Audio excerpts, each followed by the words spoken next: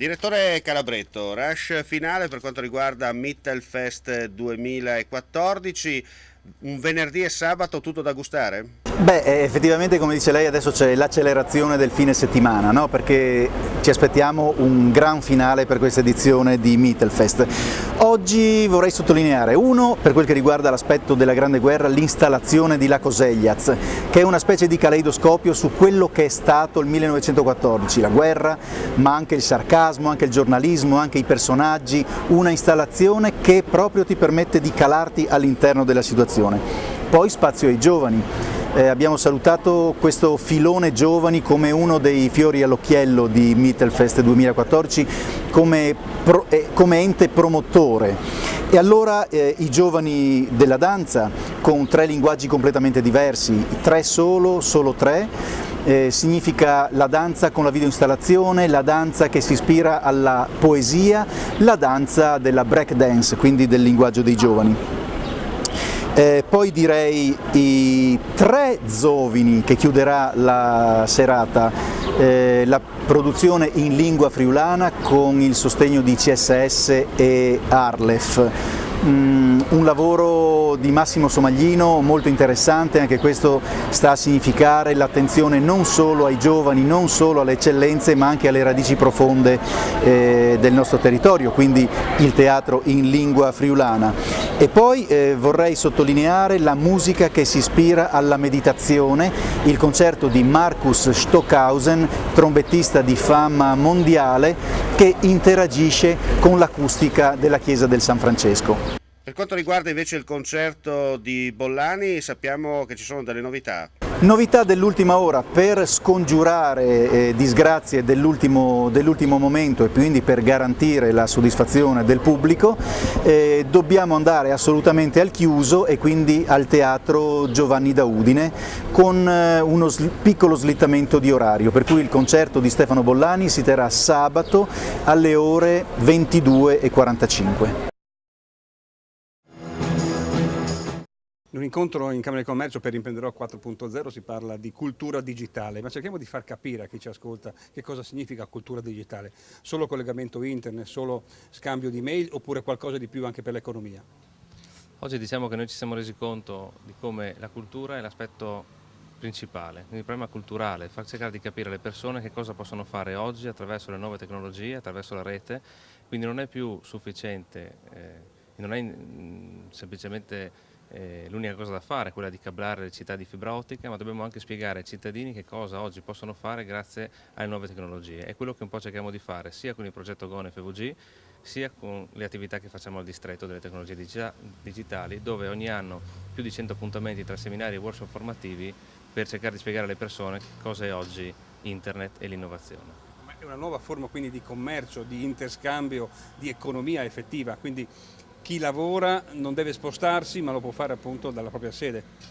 Oggi ci sono dei sistemi, ci sono delle parole chiave che possiamo usare, che sono il cloud, che sono il mobile, che sono la collaboration, quindi il fatto che le persone oggi possono collaborare tra di loro, lo fanno in ambienti virtuali, lo fanno da dispositivi mobili, quindi mentre stanno passeggiando, mentre stanno camminando, non è più necessario essere in ufficio, è un nuovo tipo di economia, l'economia digitale, che va a impattare tutte le fasce della popolazione, quindi sia il mondo della scuola, sia il mondo degli over 50. Pensando alle imprese, sono imprese che sono radicate sul territorio da diversi anni, i genitori, i figli e quant'altro.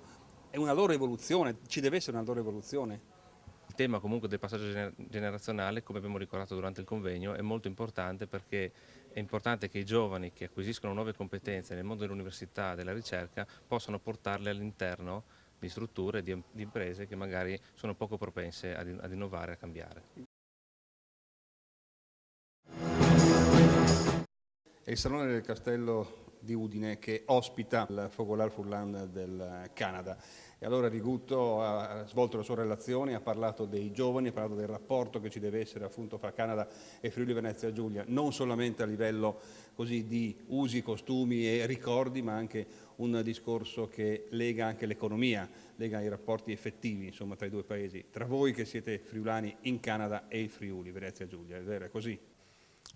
Il giorno di oggi tanto commercio mondiale attraverso tanti confini. ci sono dei piccoli rapporti adesso che possono essere allargati per far bene sia qui in Friuli sia anche in Canada ai club locali. I 16 club che rappresentano la federazione tra Halifax all'Atlantico fino a Vancouver nel Pacifico, ci sono sempre clubs che usano sia i vini, i formaggi, tutte le cose buone del Friuli, però non solo gastronomia, però anche l'industria. Ci sono tanti imprenditori che tornano anche in Friuli per via dei marmi, ceramiche. Sì, i rapporti devono cominciare, ce ne sono di quelli che hanno già cominciato, però devono continuare, devono allargarsi.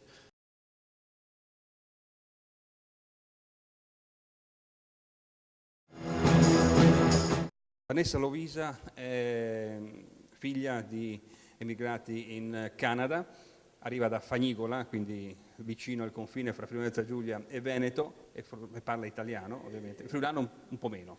No, parlo un po' di friulano, però più dialetto di mio padre che friulano, però capisco il friulano e anche ho preso delle lezioni della lingua friulana, come scritta, come si tradurre. Tu cosa fai in Canada? Cosa sai del Friuli effettivamente?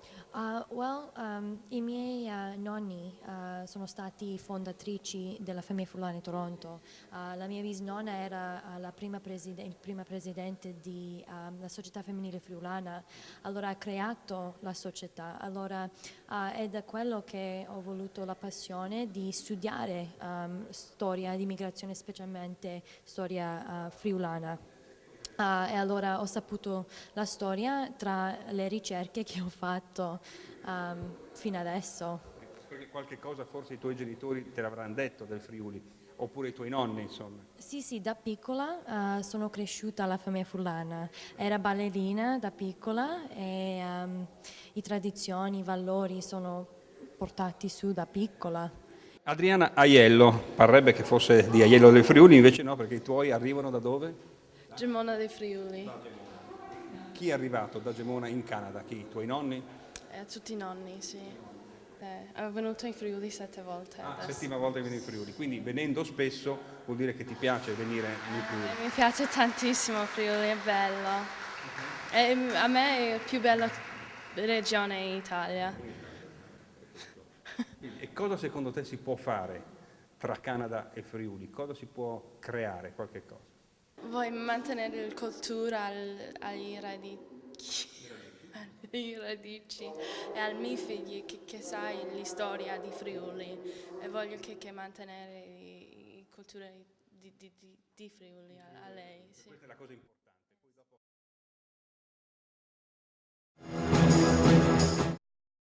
Progetto Panoptes, già avviato dal Comune di Udine per riuscire a utilizzare anche le telecamere dei privati per avere maggiore sicurezza. Perché questa esigenza sul territorio? C'è un problema di sicurezza? No, non c'è un problema di sicurezza inteso in senso stretto, però sappiamo che anche un solo furto, anche appunto un solo disagio può essere un problema avvertito negativamente dai cittadini, come è giusto che sia. Quindi non si fa mai troppo su questo tema, bisogna sempre impegnarsi e soprattutto in un periodo appunto di difficoltà economica e di difficoltà anche finanziaria da parte degli enti pubblici, il primo compito è quello di razionalizzare oltre al nutrito corpo di telecamere comunali, fra quelle a circuito chiuso e quelle speed dome ne abbiamo circa appunto 300 e si tratta di, con questo progetto si tratta di censire tutte le telecamere private presenti sul territorio.